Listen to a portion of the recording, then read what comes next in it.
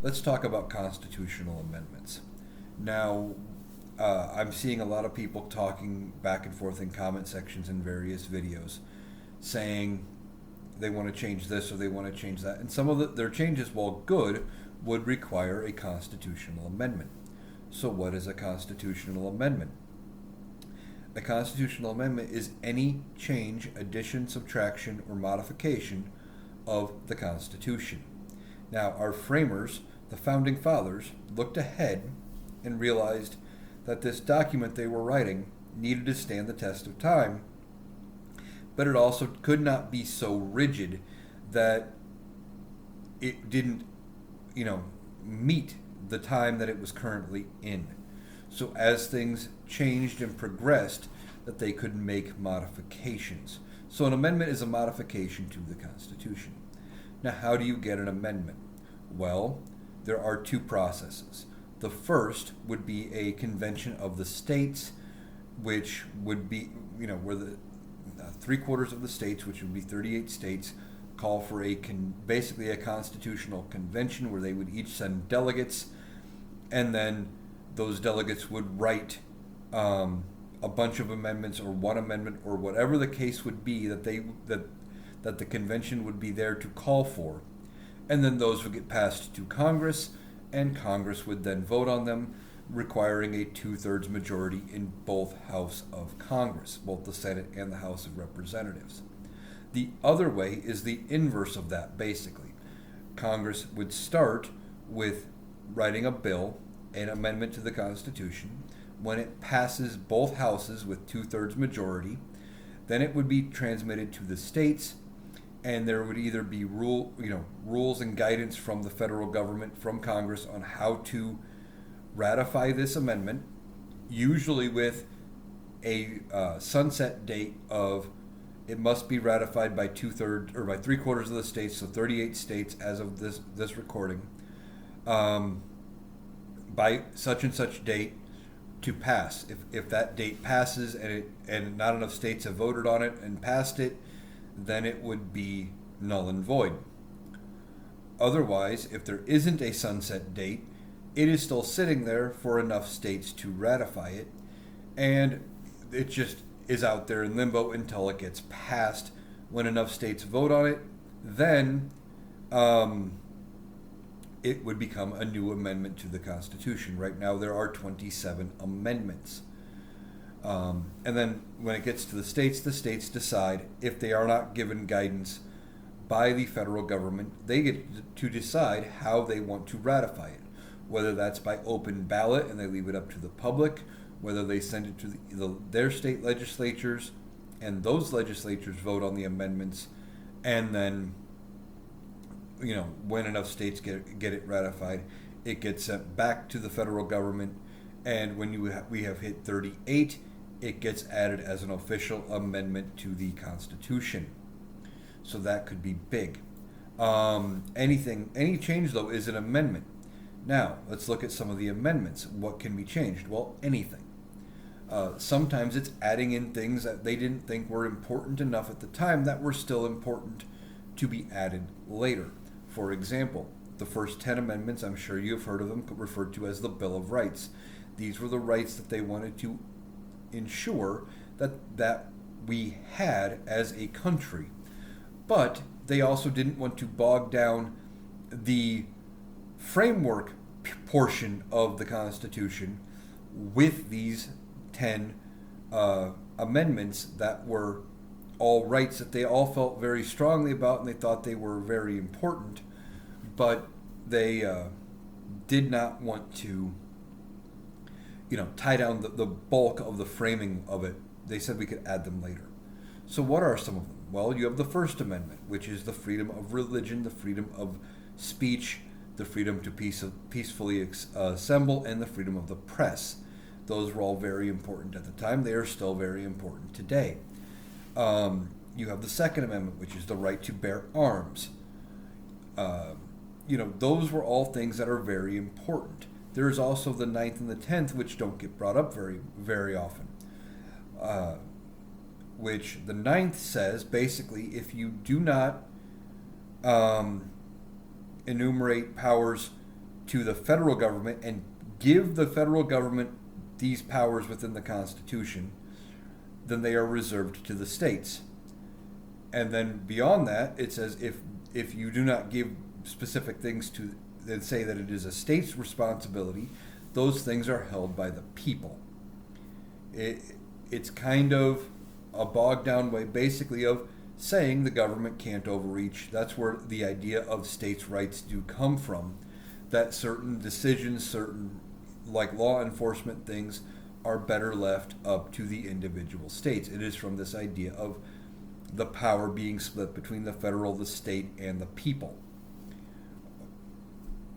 Now, as far as like what could be an amendment, what can you make an amendment? Literally, almost any change to the Constitution.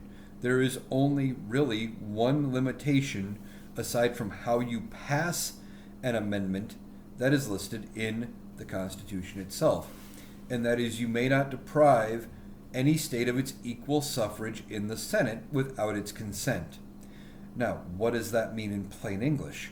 Basically, our Senate is comprised of 2 senators from every state. In the Senate, every state has equal representation, and every state is on par no matter its geographical size, no matter its population. Every state has the same weight as far as its vote. So the Constitution specifically says you cannot change that number.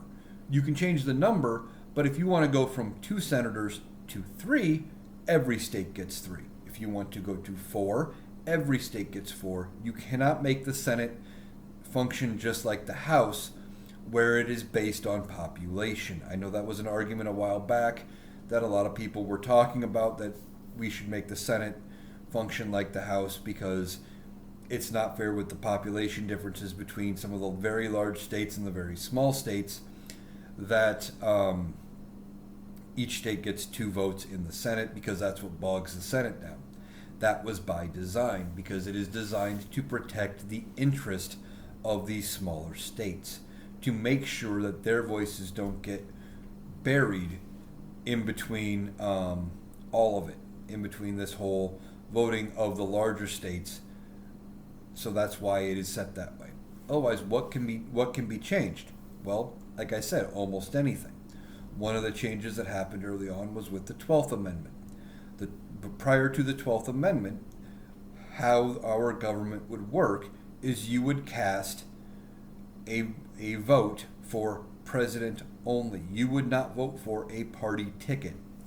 And then when they counted the votes and they decided the winner became president, the second place runner-up became vice president. Well, the 12th Amendment changed that and made it so you elect a vice president directly. Okay, that was a change to the function of government, because that was not how it was originally intended, and we have been functioning under that ideal ever since. Now, as far as some of the changes I've heard people talking about that they want to have made, another change that was made later on was, I believe it was the 20th Amendment, that put in the 2 years or the 2 terms or 10 years limit for president, where a president can only serve a maximum of 2 terms unless they are a vice president that has had to assume the presidency due to the death, resignation, or incapacitation of a president, and then they are allowed to take up to 2 years, half of the previous president's term, and still then be eligible for 2 terms of their own. That is why it is 2 terms or 10 years.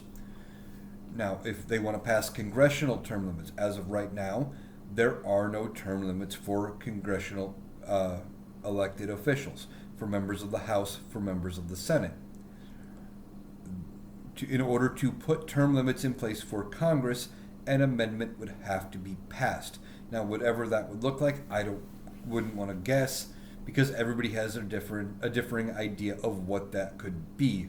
Whether it's 18 years, whether it's 12 years, whether it's 10 years, whatever that number would be, once they drafted something and it got ratified, then that would become part of the Constitution, and that would be a new limit going forward.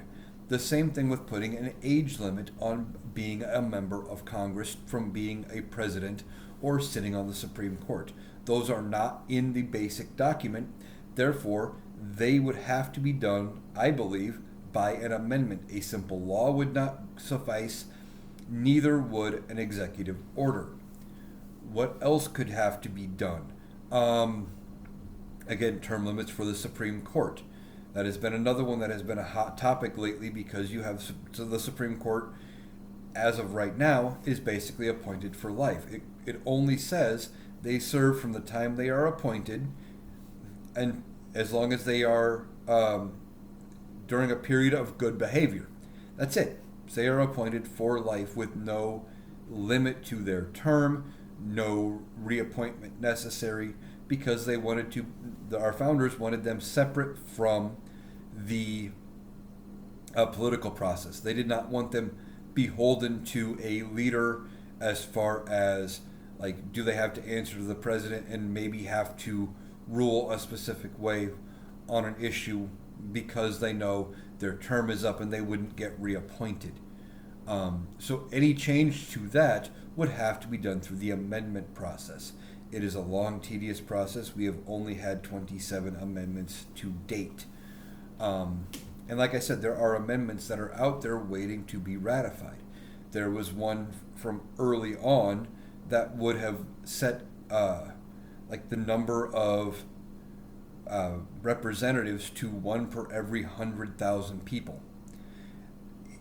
That would be a lot of members of the House of Representatives. But if we wanted to put something like that back into place and say 1 for every million or something like that, however they would want to do that, that would be possible.